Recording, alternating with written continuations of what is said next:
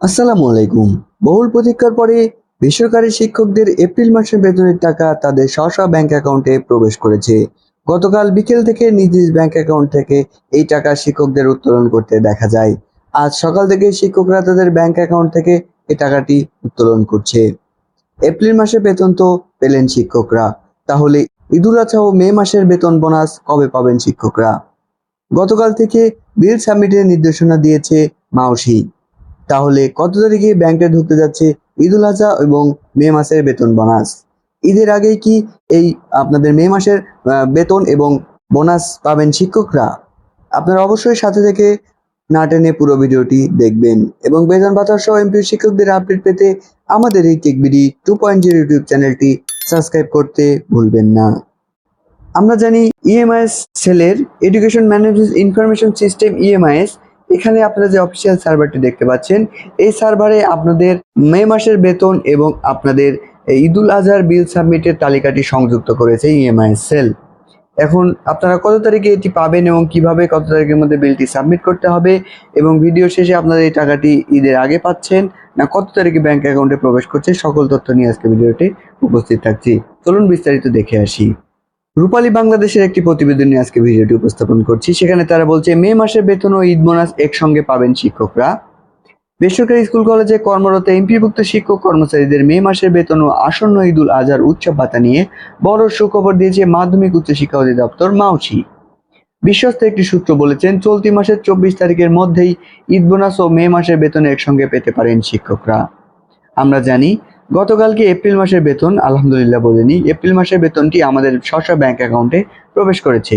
আমরা দেখেছি বিকেল এবং আজকে সকাল থেকে শিক্ষকদের এই টাকাটি উত্তোলন করতে। অবশ্যই এর পরবর্তীতে শিক্ষকদের আশায় ছিলেন, যেহেতু আপনাদের এই মাসের শেষের দিকে আমাদের ঈদুল আজহাটি উদযাপিত হচ্ছে, সেক্ষেত্রে এই মে মাসের বেতনটি আমরা পাবো কিনা সে আশাবাদ ব্যক্ত করেছেন। সেখান থেকে মাউসির কর্মকর্তারা ঈদের আগে এই মে মাসের বেতন এবং আপনাদের ঈদুল আজহার বোনাসটি দেওয়ার চিন্তা ভাবনা করেছে। যার কারণে আমরা যখন দেখেছি গত মাসে 22, 23 বা 27 তারিখে বিল সাবমিটের নির্দেশনা থাকে, সেখানে কিন্তু এই মাসের 11 তারিখ থেকে বিলটি সাবমিটের নির্দেশনা দিয়ে দিয়েছে। 11 তারিখে ব্যাংক অ্যাকাউন্টে এপ্রিল মাসে বেতন প্রবেশ করেছে এবং এই 11 তারিখ থেকেই আপনাদের ঈদুল আজহার উৎসব ভাতা 50% এবং এর সাথে আপনাদের মে মাসের বেতনের যে বিলটি সাবমিট করারও নির্দেশনা রয়েছে এবং অলরেডি সেই বিলটি সাবমিট চলমান রয়েছে। সোমবার 11 মে মাধ্যমিক উচ্চশিক্ষা অধিদপ্তরের মহাশয় এক সূত্র জানিয়েছে, এবার ঈদ বোনাস এবং বেতন একসঙ্গে দেওয়া হবে। ইতিমধ্যে 3,87,000-এর বেশি শিক্ষক কর্মচারী ঈদুল আজহার উৎসব ভাতার প্রস্তাব শিক্ষা মন্ত্রণালয়ে পাঠানো হয়েছে। অলরেডি কিন্তু আপনাদের ঈদুল আজহার উৎসব ভাতার মন্ত্রণালয়ে কিন্তু 3,87,000 জন শিক্ষক কর্মচারীটা পাঠিয়ে দিয়েছে। সূত্রে আরও জানিয়েছেন, ভাতার প্রস্তাব এখনো অনুমোদিত হয়নি, তবে আগামী সপ্তাহে এই সংক্রান্ত অনুমোদন দেওয়া হবে। অনুমোদনের পর জিও জারি হবে, এরপরই আইবাসে পাঠানো হবে। আমরা জানি কয়েকটি স্টেপের মাধ্যমে এই বেতন প্রক্রিয়াটি সম্পন্ন করা হয়। যেহেতু এখন পর্যন্ত অনুমোদন মিলে নাই, সেক্ষেত্রে আমাদের অনুমোদনটা মেলার সঙ্গে সঙ্গে আইবাসে সে তথ্যটি পাঠিয়ে দেওয়া হবে এবং আইবাসে পাঠানোর পরবর্তীতেই আমাদের স্ব ব্যাংক অ্যাকাউন্টে আইবাস আমাদের অর্থটি প্রবেশ করবে। এ বিষয়ে মাউসির পরিচালক অর্থ ও ক্রয় মোহাম্মদ মনির উদ্দিন পাটোয়ারি বলেন, ঈদ বোনাস নিয়ে এখনো জিও জারি না হলেও ঈদের আগে শিক্ষক কর্মচারী উৎসব ভাতা পাবেন। একই সঙ্গে মে মাসের বেতনও পেয়ে যেতে পারেন তারা। প্রতি বছর এমপিওভুক্ত শিক্ষক কর্মচারীর বেতন প্রদানের প্রথমে প্রতিষ্ঠান প্রধানরা অনলাইনের মাধ্যমে বিলটি সাবমিট আকারে দাখিল করে। সেই সাবমিট আকারে দাখিল কিন্তু বর্তমানে চলমান রয়েছে। আজকেও আপনারা সেটি দাখিল করতে পারবেন। এই বিলটি দাখিলের মাধ্যমে কিন্তু পরবর্তী স্টেপে পাঠানো হবে।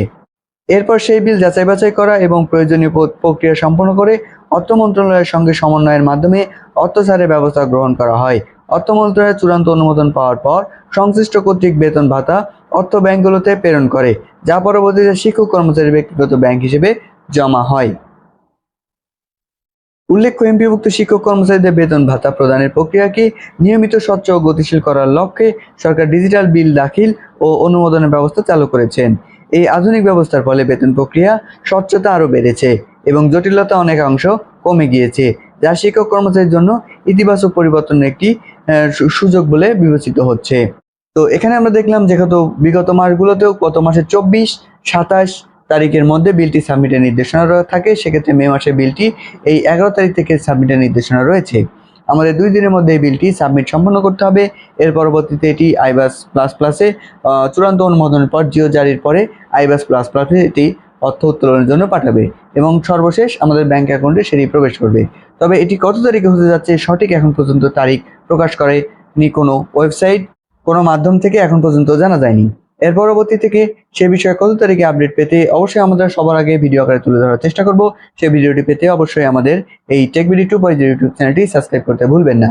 এবং স্বচ্ছ ক্লিয়ার ভাবে বলে রাখি, অনেকেই বলছে যে এবার 10% বোনাস বৃদ্ধি হচ্ছে, 100% বোনাস বৃদ্ধি হচ্ছে, তবে ধারণাটি সম্পূর্ণ ভুল। আপনাদের যে পূর্বে যে বোনাসটি পেয়েছেন 50%, এবারেও প্রত্যেকটা শিক্ষক কর্মচারী এই 50% বোনাসই পাবেন, এর ঊর্ধ্বে কিছুই পাবেন না। তো এই বিষয়ে স্বচ্ছ ক্লিয়ার ভাবে বলে আজকের ভিডিওটি এখানে শেষ করছি। সকলকে সাথে থাকার জন্য অসংখ্য ধন্যবাদ।